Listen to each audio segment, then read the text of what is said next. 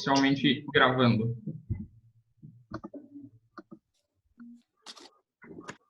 Bom, gente, vamos começar fazendo então as que vocês estão com dúvida, enquanto o pessoal não entra, pode ser? Pode. Tá. Essa que vocês falaram de isótopo, isóbaro, é a questão 2? Isso. Maravilha. Então vamos começar resolvendo essa. A 1, vocês tiveram alguma dúvida ou foi tranquilo? Tranquilo, eu só não vi o gabarito, mas... Qual que vocês colocaram? Só por curiosidade. Eu coloquei a D. Eu fiquei em dúvida entre o Rutherford. E o Bohr, né? É que, na verdade, os dois fizeram um trabalho muito próximo. O Rutherford foi o cara que fez aquele teste com a radiação, né? Eu falei para vocês que disparava a radiação. Do sistema solar. Isso. E o Bohr, ele meio que aprimorou a teoria de Rutherford. A única coisa que ele aumentou foi dizer que os elétrons ficavam estacionados em níveis de energia, ou seja, ele criou as camadas. Então, quem colocou a letra D nessa questão acertou. O gabarito é a letra D. Entendi. Por desencargo de consciência. Então, vamos lá, galera. Na 2. Na 2, o texto diz o seguinte. O desastre de Chernobyl ainda custa caro para a Ucrânia. A radiação na região pode demorar mais de 24 mil anos para chegar a níveis seguros. Após 30 anos do acidente de Chernobyl, o principal contaminante radioativo presente na região é o césio-137, que se decompõe formando o bário-137. Esses átomos, ao serem comparados entre si, são denominados... Aí ele coloca 4 termos que eu não tinha citado na videoaula, então eu vou falar rapidão para vocês de cada um deles. O termo iso significa igual. Então, quando a gente tem isótopos, seriam elementos idênticos, o mesmo elemento químico, com o mesmo número de prótons. A única coisa que mudaria entre esses elementos é o número de nêutrons dele, ok? Segundo caso, os isótonos, como o próprio nome já fala, iso, igual, o N ali dá uma lembrada de nêutrons. Então, isótonos são elementos que têm a mesma quantidade de nêutrons. Eles podem ser em espécies diferentes. Então, às vezes, a gente pode encontrar, por exemplo, sei lá, um cloro com o mesmo número de nêutrons e um outro elemento como, por exemplo, o oxigênio, não sei. Então, não precisa ser o mesmo elemento químico. O número de prótons é diferente, mas o número de nêutrons é igual. Como o nêutron não afeta em nada, no número atômico nem nada, então pode ter vários tipos de elementos com isótopos. Tem essa mesma quantidade de nêutrons, são isótopos entre si. Isóbaros é a mesma massa, então a gente vai pegar elementos químicos que têm o mesmo peso atômico, vamos dizer assim. De novo, esse peso atômico ele é ajustado, né, pela soma de prótons mais nêutrons. Então, os elementos químicos que tiverem esse mesmo valor, eles entram como isóbaros. E por último, isoeletrônicos são elementos que têm o mesmo número de elétrons. Como é que a gente pode, por exemplo, fazer isso? Quando a gente tem um determinado elemento que tem, sei lá, 8 elétrons nas camadas de energia. Nas camadas de... a camada de valência pode ser 2, mas enfim, tem 8 elétrons ao todo. E a gente pegar um outro elemento que tinha 10 elétrons, mas em alguma ligação química perdeu 2 e ficou com 8, a gente diz que esse elemento que perdeu elétron fica um isoeletrônico em relação ao elemento que já tinha 8 elétrons. Então, mesmo número de elétrons, isoeletrônico, mesmo peso, isóbaro, mesmo número de nêutrons, isótono, e mesmo número de prótons, isótopos. Como o exercício está me dando 2 elementos químicos com números bem grandes atrás, né? Césio 137, bário 137, esse número que ele está fornecendo para a gente é justamente o número de massa, né? A massa atômica daquele elemento.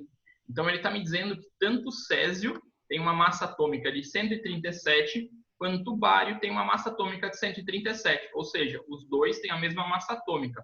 Sendo assim, eles são isóbaros. A resposta seria a letra C. Tudo bem? Então, maravilha. Próximo, gente. Qual mais vocês tiveram dúvida? Na 3 foi tranquilo? Não? Sim? Talvez? A 3 eu acho que é fácil. Oi?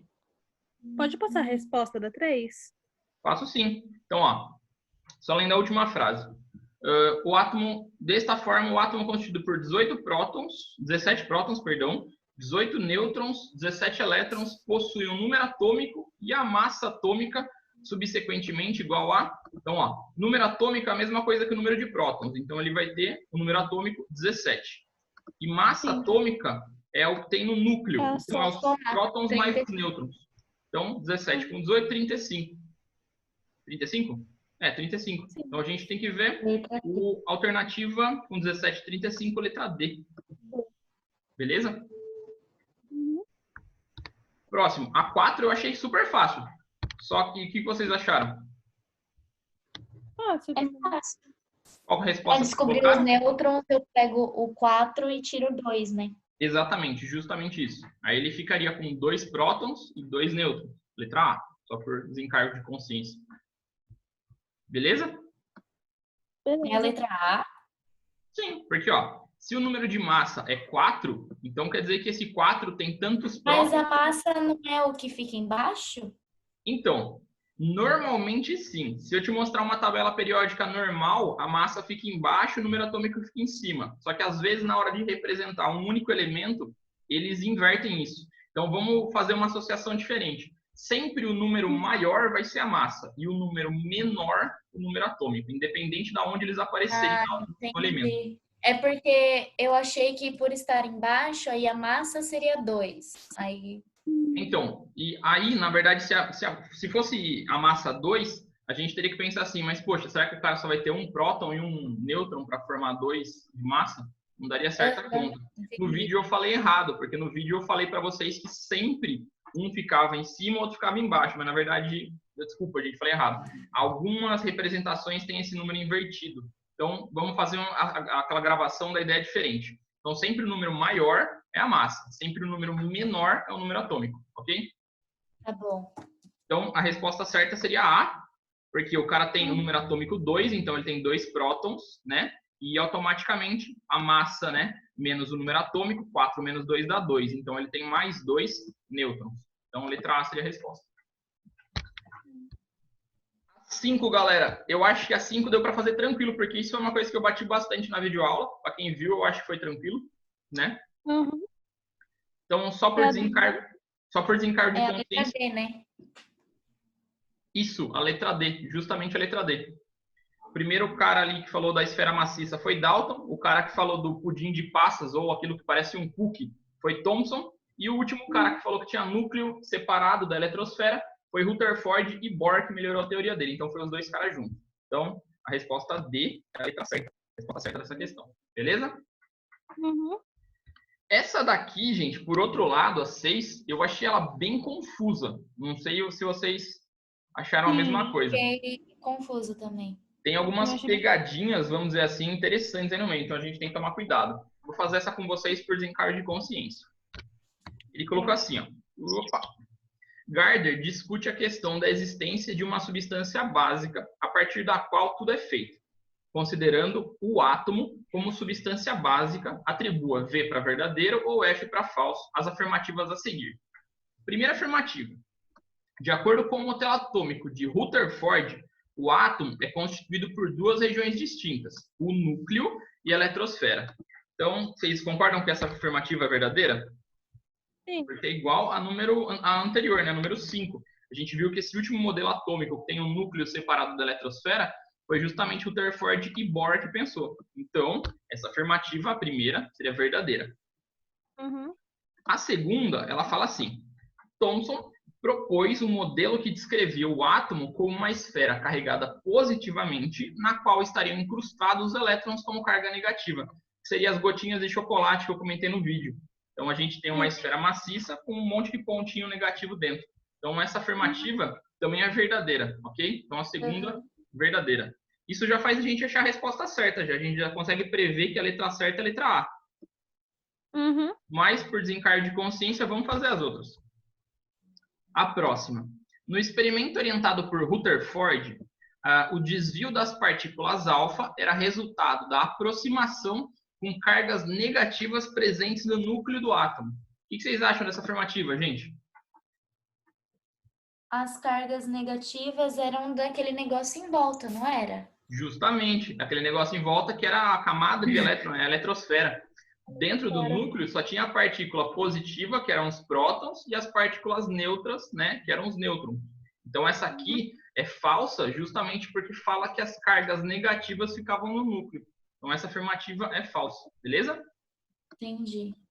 Próxima, ele diz assim: ao considerar a carga das partículas básicas, que é o próton, o elétron e o nêutron, em um átomo neutro, o número de prótons deve ser superior ao de elétrons. Isso, galera, foi outra coisa que eu não... Oi? É falso, né? Justamente, é falso.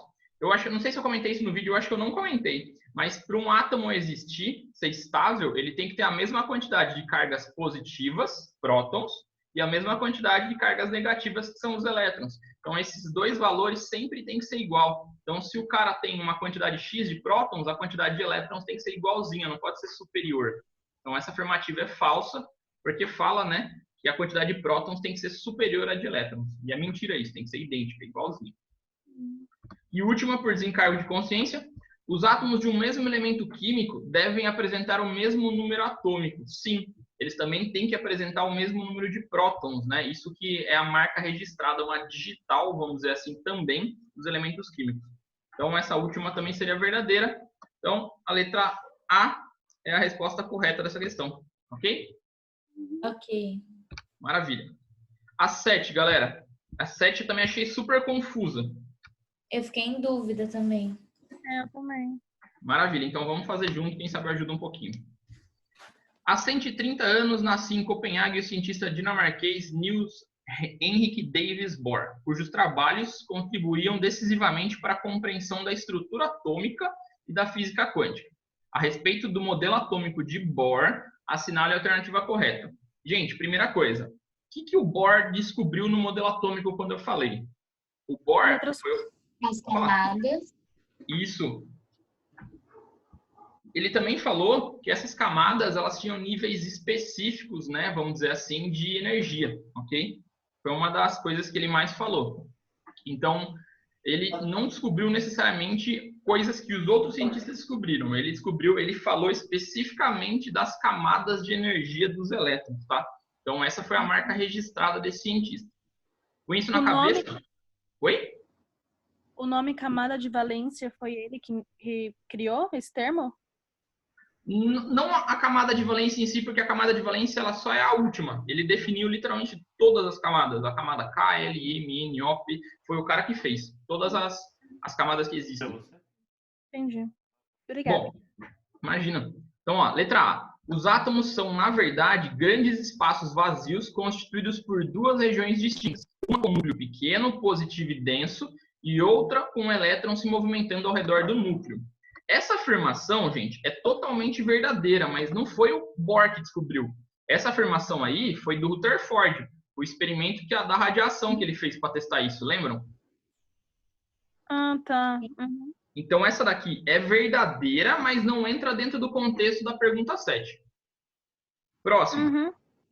Os elétrons que circulam o núcleo atômico possuem energia quantizada, podendo assumir qualquer valor. Vocês acham que essa afirmativa é verdadeira? Qualquer valor, não, né? Cada camada tem uma energia, né, necessária. Justamente isso. Então, por isso, essa daí está errada, porque ela tem energia específica por camada. Então, a letra B está falsa também. Letra C. É considerado o modelo vigente e o mais aceito pela comunidade científica.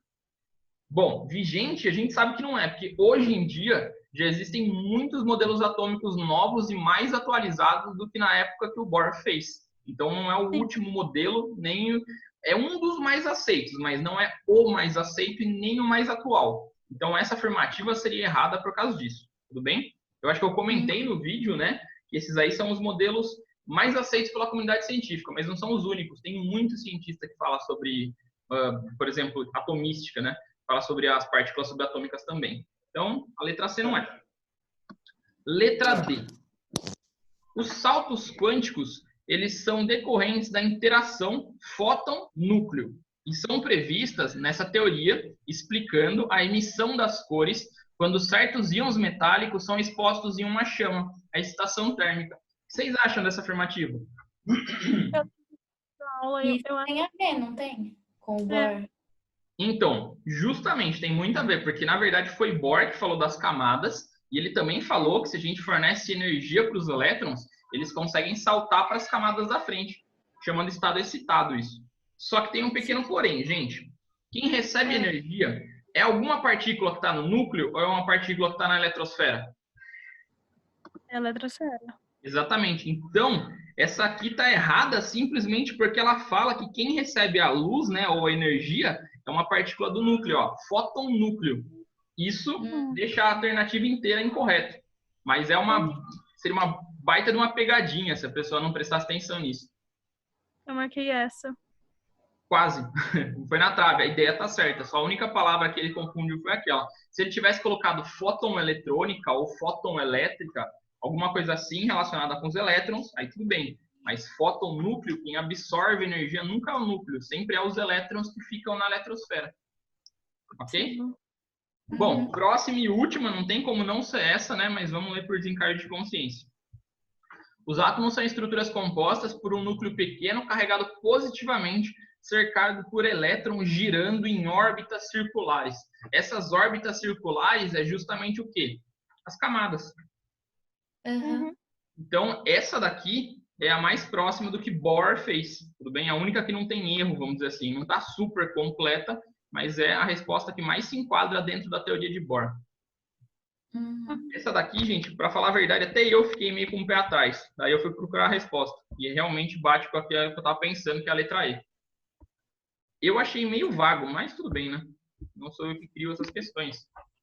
Bom, a 8, conseguiram fazer tranquilamente ou não? Essa daí eu não falei muito no vídeo aula, porque eu não falei das partículas menores que as partículas atômicas, né? Eu só falei que existiam, não falei de todas. Eu fiz porque eu lembrei que você falou desses quarks, daí eu marquei. Eu também. Maravilha. Ótimo, gente, muito bom. Eu não falei de todas, na verdade, até bom não ter falado, porque talvez confundissem vocês. Porque esse, da letra C, esse positron, também existe na vida real. O que não existe é esse neutrino, né?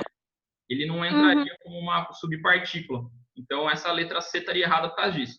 Então, elétron, nêutron e próton a gente sabe que não é, porque são as próprias partículas. Núcleo e eletrosfera a gente não sabe que não é, porque são as regiões do átomo. Fótons não é, porque é energia luminosa. E essa daqui não é neutrino, porque não tem. Então, a letra A seria realmente a correta, com quarks, leptons e bósons. Eu não especifiquei sobre elas, porque eu vou falar delas muito mais para frente nas nossas aulas, tá? Ok. Aí eu explico melhor sobre elas, mas a resposta certa é a letra A. Bom, número 9, galera. Vocês tiveram dificuldade? Foi tranquilo? A 9, qual que é a alternativa certa? A 9, a alternativa certa é a letra E. Ah, sim.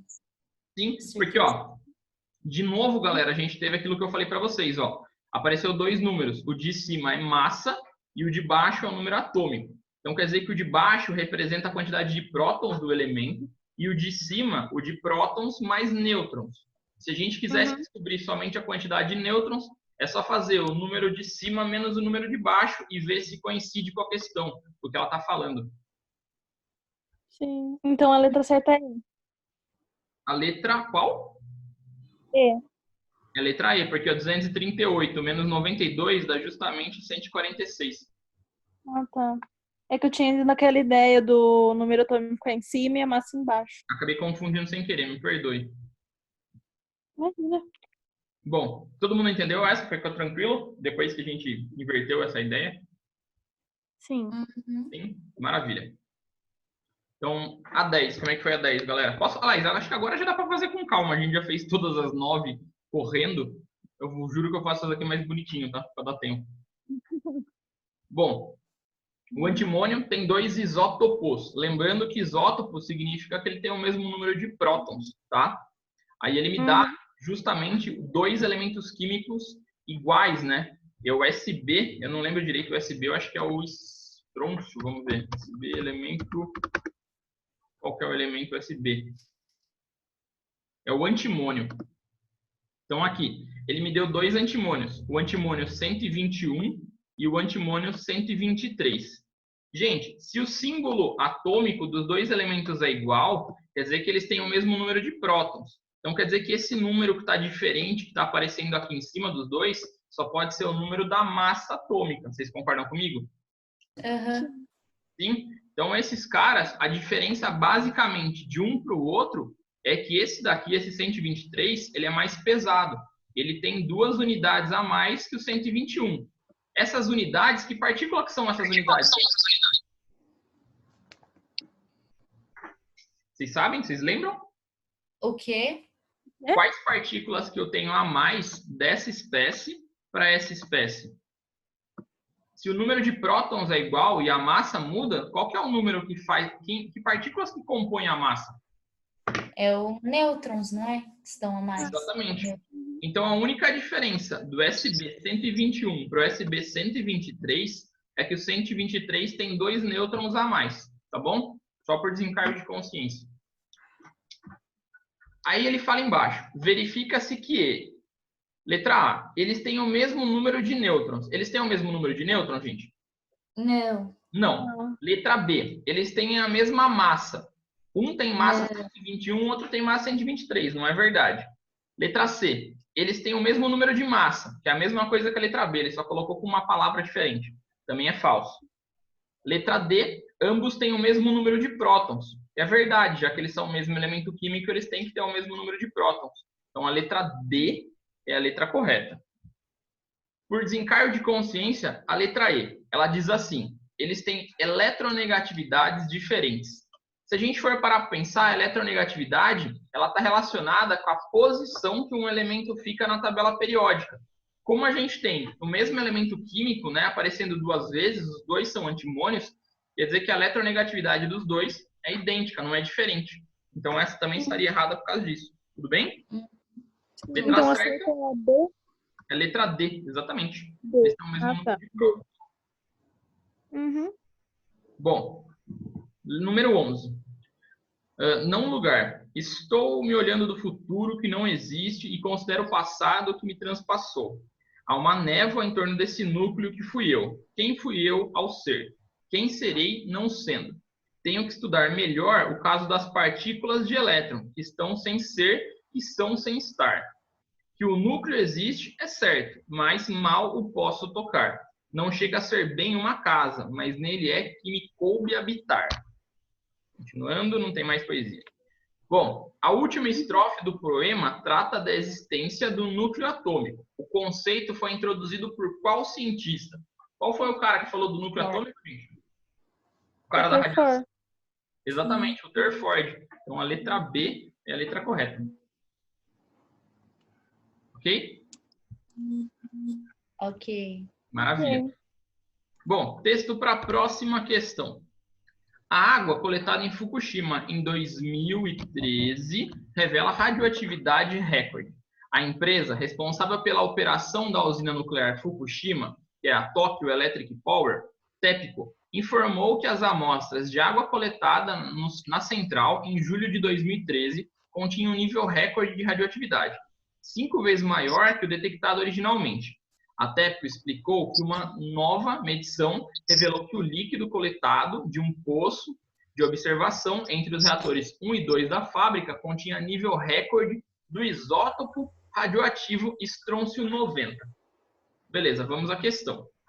O estrôncio 90, que é o elemento químico SR, né, que tem a massa atômica 90 e o número atômico 38, é o principal isótopo desse elemento químico encontrado nos reatores nucleares. Sobre esse isótopo, é correto afirmar que seu cátion bivalente possui, e ele quer saber o número de partículas que esse isótopo possui. Então, lembrando, isótopo é um elemento químico que tem justamente a mesma quantidade de prótons, ok? Uhum. Então, eu sei que o cara vai ter que ter sempre a mesma quantidade de prótons que o estrôncio. E essa quantidade é quanto? O número atômico, 38. Então, de cara, eu sei que o prótons ele precisa ter 38. Com isso, eu já consigo eliminar a letra B, que está errada, e consigo eliminar a letra E, que também está errada. Certo? Ok. Beleza. Considerando agora que é um isótopo, né? Ele pode ter o número de massa. Se ele for igualzinho, ele vai ter o número de massa idêntico, mas pode ser que não. Esse cara, quantos nêutrons ele tem? Ó? 90 menos 38 vai dar 52. Então, esse estronço tem 52 nêutrons. Então, pode ser que o isótopo dele tenha a mesma quantidade, mas também pode ser que esse isótopo tenha uma quantidade diferente, ok? Não é obrigatório que seja igual, porque ele fala que é um isótopo, não um isótono, ok? Então, essa informação do número de nêutrons, ela meio que não vai fazer tanto sentido agora, certo? Vamos pensar agora no número de elétrons que aquele elemento químico tem. Se ele fosse um elemento, como eu posso dizer, neutro, ele teria a mesma quantidade que ele tem de prótons, que seria 38.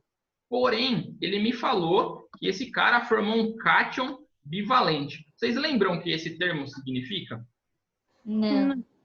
Basicamente, significa que esse átomo, né, que ele está estudando, ele perdeu 2 elétrons e ficou com 2 cargas positivas a mais. Ou seja, ele tem 2 prótons a mais do que os elétrons. Ou seja, se o cara tem 38 prótons, ele obrigatoriamente tem que ter 2 elétrons a menos. Então, ele tem que ter 36 elétrons.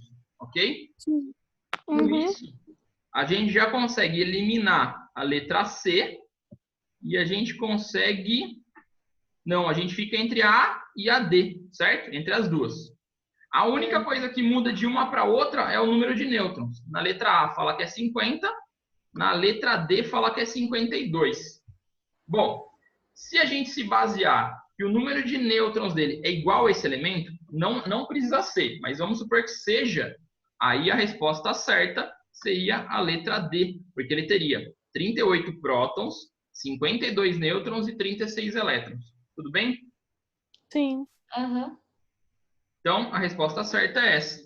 A única coisa que eu achei que ficou confuso realmente, galera, foi ele falar sobre essa quantidade de nêutrons. Ele devia ter, pelo menos, falado, né, feito uma referência à quantidade de nêutrons desse elemento. Porque esse elemento não precisa ter a quantidade igual. Se, por exemplo, se fosse uma questão que não tivesse que ter uma resposta objetiva, ou melhor, se eu fosse o professor corrigindo isso, eu daria certo para uma pessoa que marcasse a letra A tranquilamente. Por quê? Se o cara é um isótopo, ele não precisa ter o mesmo número de nêutrons, ok? Você ficou meio confuso, mas tudo bem. Vamos lá. Seguindo para a próxima questão. Também tem um texto. Um aluno recebeu na sua página de rede social uma foto mostrando fogos de artifício. No dia seguinte, a sequência de aula dos modelos atômicos e estrutura atômica. O aluno comentou com o professor a respeito da imagem recebida, relacionando-a com o assunto que estava sendo trabalhado conforme mostra a foto.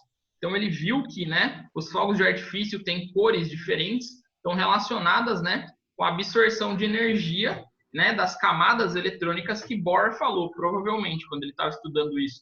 Porque o único cientista que fala que o elemento químico tem cor diferente quando recebe energia foi Bohr, quando ele criou a teoria das camadas. Continuando a nossa questão. Aí, ele colocou uma legenda para as cores emitidas. Ele falou que os fogos de artifício que estouram amarelo tem sódio, o verde tem bário, o azul tem cobre, o vermelho tem estrôncio e o branco tem titânio. Com isso, vamos fazer a questão 13. O isótopo com o número de massa 137 do elemento químico relacionado com a cor verde. Então, cor verde provavelmente é o bário, certo? Sim. Ele indica na figura, apresenta o número de nêutrons igual a, e a gente tem que calcular. Então, vamos procurar naquela imagem o bário. Aqui, ó.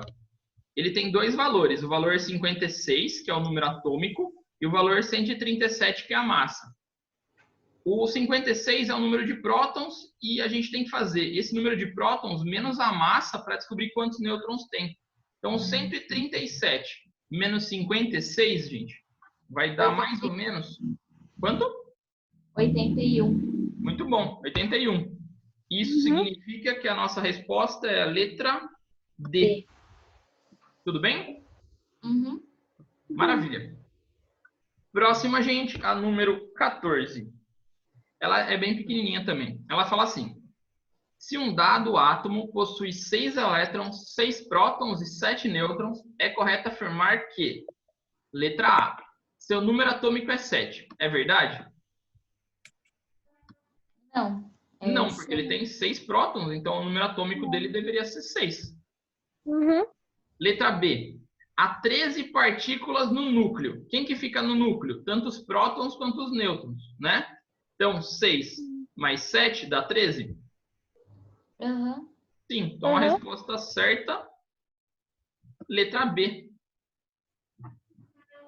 Por desencargo de consciência, vamos fazer as outras duas. Na C, ele fala assim, ele está positivamente carregado. Para estar positivamente carregado, ele tem que ter mais prótons do que elétrons. Só que aqui diz que ele tem a mesma quantidade. Então, ele está carregado positivamente? Não. Está neutro. Uhum. Gente, eu estou muito rápido? Não? Está dando para entender? Mas, ô, professor, mas quando eu sei que ele tá positivamente carregado? Quando ele for um cátion. Quando ele for um cátion, ele está carregado positivamente porque ele tem mais prótons do que elétrons. Algum outro elemento químico roubou elétrons dele e fez com que ele ficasse com mais prótons do que elétrons, já que ele perdeu elétrons. Entendi. Quando Tá ele bom. está positivo, ele é um cátion, e quando ele está negativo, ele é um ânion, ok? Aham.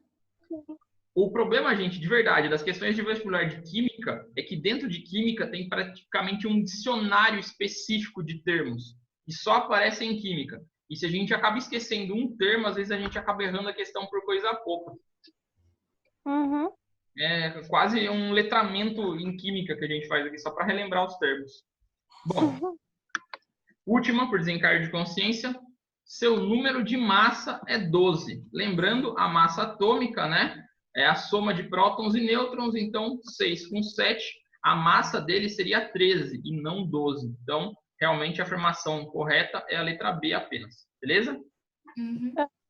Última da aula de hoje, ela diz o seguinte: assinale a alternativa correta. Os isótopos são átomos, daí vamos lá, de um mesmo elemento químico que apresentam propriedades químicas praticamente idênticas, mas tem um número diferente de nêutrons em seu núcleo. O que vocês acham dessa afirmação, gente?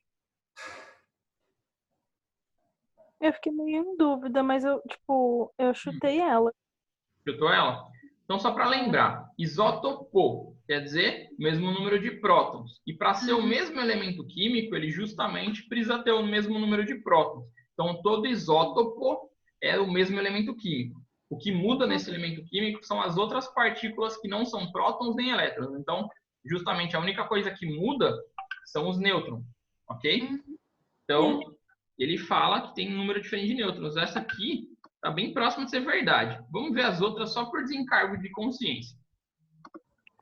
A B, ela diz assim, são átomos que têm o mesmo número de prótons e um número diferente de nêutrons no seu núcleo, apresentando propriedades químicas totalmente distintas.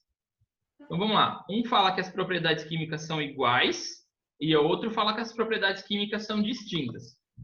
Então as duas, a teoria das duas está certa, porque ó, fala que tem o mesmo número de prótons, mas tem diferentes números de nêutrons em seu núcleo. Então agora vamos pensar, galera. Se isótopos são sempre o mesmo elemento químico que muda a quantidade de nêutrons, vocês acham que eles têm propriedades parecidas ou diferentes, se é o mesmo elemento químico? Parecido. Parecida. Então quer dizer que a que tem mais, por enquanto, mais cara de ser a resposta certa é a letra A, que fala que as propriedades são praticamente idênticas, né? Então a letra B estaria mais ou menos errada aqui, porque ele fala que é muito diferente.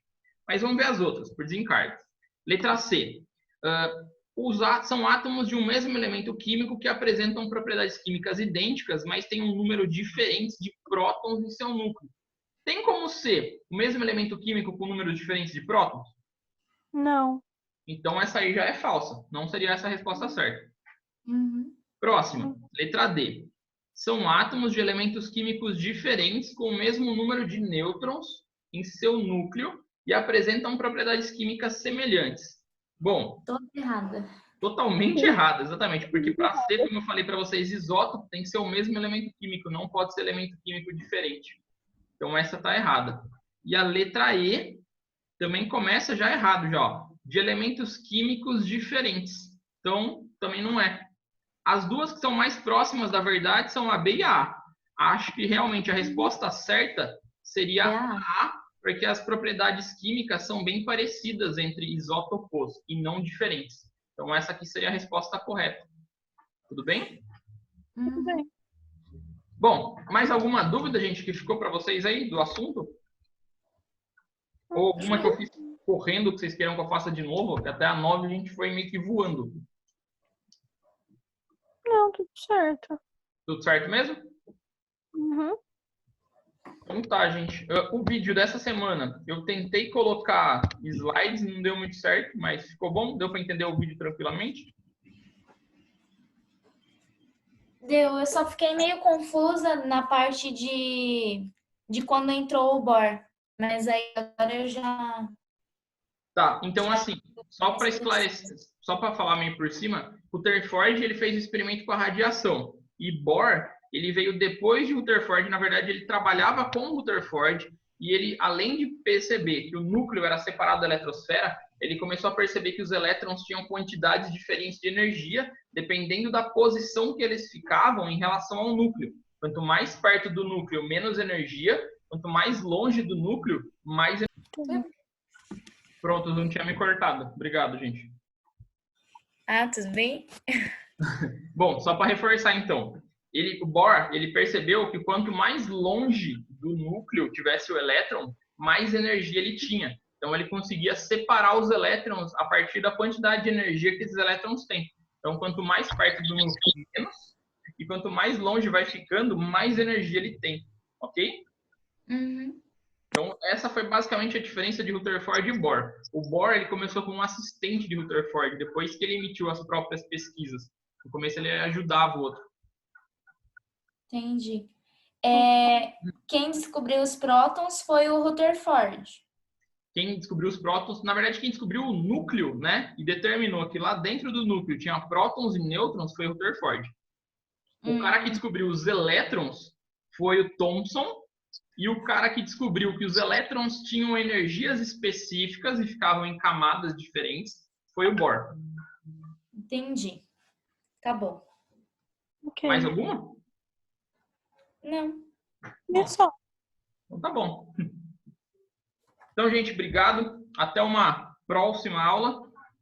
É isso aí. Nada. Boa noite para vocês, gente. Para você também. Obrigada. Imagina.